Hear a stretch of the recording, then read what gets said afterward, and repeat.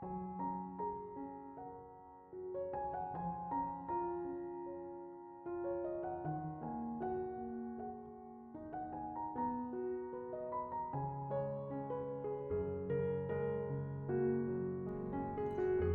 Ibu, saudara-saudari, adik-adik kaum muda yang terkasih, Shalom, berkah dalam. Apa kabar hari ini? Semoga kita tetap diberikan rahmat kesehatan dan sukacita. Kembali pada hari ini saya mengajak Anda untuk mendengarkan firman Tuhan. Maka mari kita siapkan hati kita. Tuhan bersamamu dan bersama rohmu. Inilah Injil suci menurut Santo Matius. Dimuliakanlah Tuhan.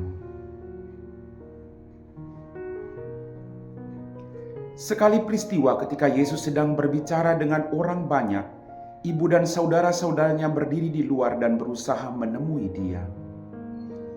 Maka berkatalah seorang kepadanya, "Lihatlah, ibumu dan saudara-saudaramu ada di luar dan berusaha menemui engkau."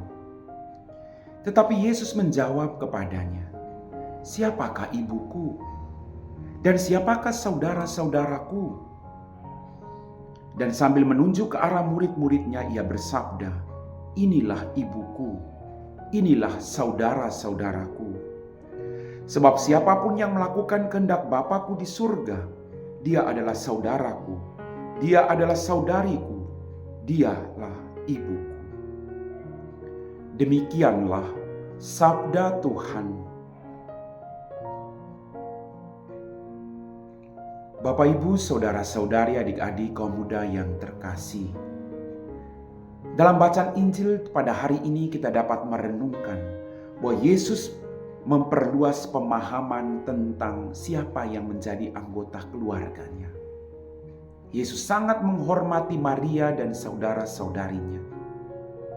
Tetapi Yesus mau menunjukkan kepada semua orang bahwa siapapun engkau, apapun latar belakang hidupmu, seberat apapun pergumulanmu, ketika kita melakukan kehendak Bapa di surga, kita semua termasuk golongan saudara-saudari dan ibu Yesus. Yesus sangat tahu bahwa Maria sudah melakukan kehendak Allah Bapa di surga. Dan dia sangat mengakui Maria sebagai ibunya. Tetapi Yesus juga mau mengajak kita semua untuk bersatu dengan dia, menjadi saudara-saudari dan ibunya sendiri. Maka mari kita mohon kuasa Roh Kudus untuk memampukan kita, agar kita tidak sekedar hanya mendengarkan firman Tuhan, tidak sekedar tahu, tidak sekedar belajar, tapi kita mampu melakukan itu dengan keikhlasan hati. Bapak, Ibu, saudara-saudari, adik-adik kaum muda yang terkasih. Sebab siapapun yang melakukan kehendak Bapa-Ku di surga, dialah saudaraku, dialah saudariku, dialah ibuku. Ini adalah kata-kata refleksi yang sangat mendalam. Yesus tidak menolak siapapun. Yesus menerima siapapun yang berkehendak baik melakukan kehendak Bapanya di surga. Yesus membangun keluarga kerajaan Allah. Syaratnya bukan didasarkan oleh ikatan genealogis, melainkan kesediaan untuk melakukan kehendak Bapa di surga. Jadi sekali lagi, kita sudah dibaptis. Pertanyaannya, apakah kita sudah termasuk golongan orang yang disebut sebagai saudara-saudari dan ibu Yesus? Kalau kita mengatakan iya, sudahkah kita melakukan perintah Dia dalam kehidupan kita?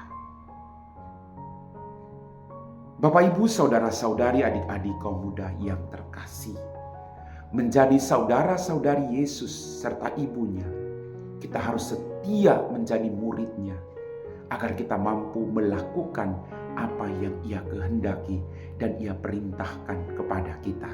Amin.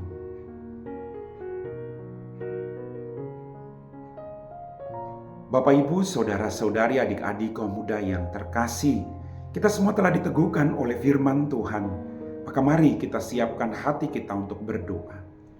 Dalam nama Bapa dan Putra dan Roh Kudus. Amin. Ya Tuhan, kembali kami bersyukur untuk rahmat dan berkat yang Kau berikan kepada kami. Pada kesempatan ini Tuhan, kami kembali berdoa bagi semua mereka yang sedang mencari dan menemukan Engkau.